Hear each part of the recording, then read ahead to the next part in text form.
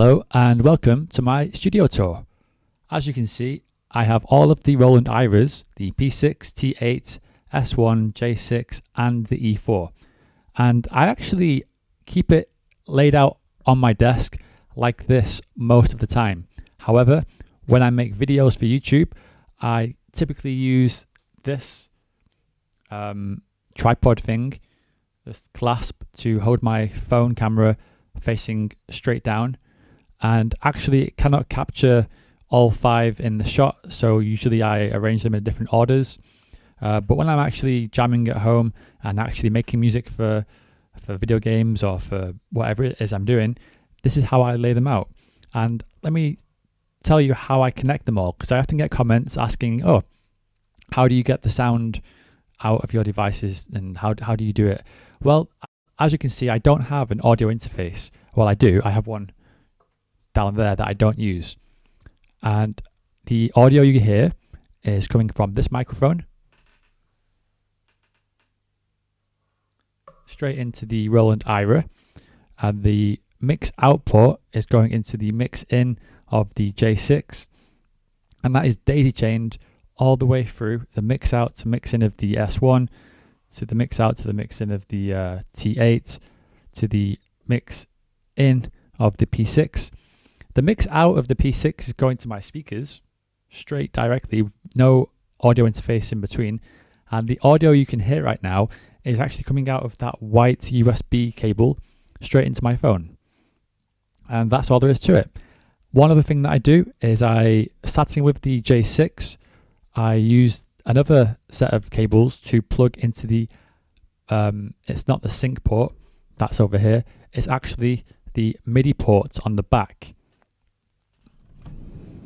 So what I do, I have the MIDI out from the J6, going into the MIDI in of the S1, going into the T8, going into the P6, the same order as the mix out cables. And this allows me to press play on one device at the top of the chain, and all of the other devices in the rest of the chain will play also. So when I hit play on the J6, it will trigger the drum machine that I've already got programmed on the T8, like this. I like this a lot because I can play by itself, and then when I'm ready I can hit play to bring in the performance. Ready? Like this. There's lots of different creative options you can do with this. Other than that, my studio is very basic. I just have a Roland piano, FP30X, which has a broken G sharp right in the middle, which is a bit annoying. And I have over there a Pioneer DDJ 400. I was for many years a DJ, but I now find it more like work and less like fun, so I don't really DJ anymore. Yeah, that's my studio. Let me know if you've got any questions about how any of this works. The one thing to note is the E4 doesn't actually use the MIDI cables. Well, it does. It has a port for them, but I don't use it because I have no need. I only use the E4 for talking into like this, and there's no practical reason why I'd use that. So I keep other instruments in the chain, but not the E4. The other thing to note as well is I always make sure the P6 is the final step of my chain, because it's, in my opinion, the best for effects, and it's just how I always do it. So I always have the E4 first and the P6 last. Sometimes I'm just doing just a P6 video, and it'll just be E4 off camera with a P6 on camera from this holder here.